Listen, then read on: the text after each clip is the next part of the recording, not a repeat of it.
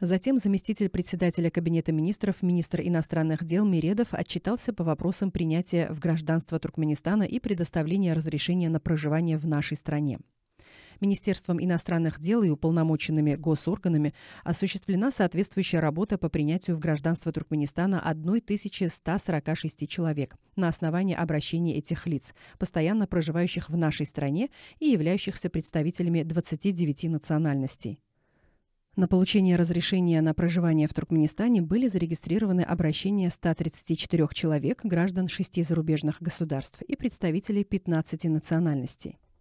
В этой связи по случаю 33-й годовщины священной независимости Родины на рассмотрение уважаемого президента были вынесены проекты документов о принятии в гражданство Туркменистана и предоставлении разрешения на проживание в нашей стране. Резюмируя отчет и отметив, что в нашей отчизне реализуются эффективные меры в области защиты прав и свобод человека на основе общепризнанных норм международного права, уважаемый президент подписал указ о принятии в гражданство Туркменистана 1146 человек, а также постановление о предоставлении 134 лицам разрешения на проживание в нашей стране.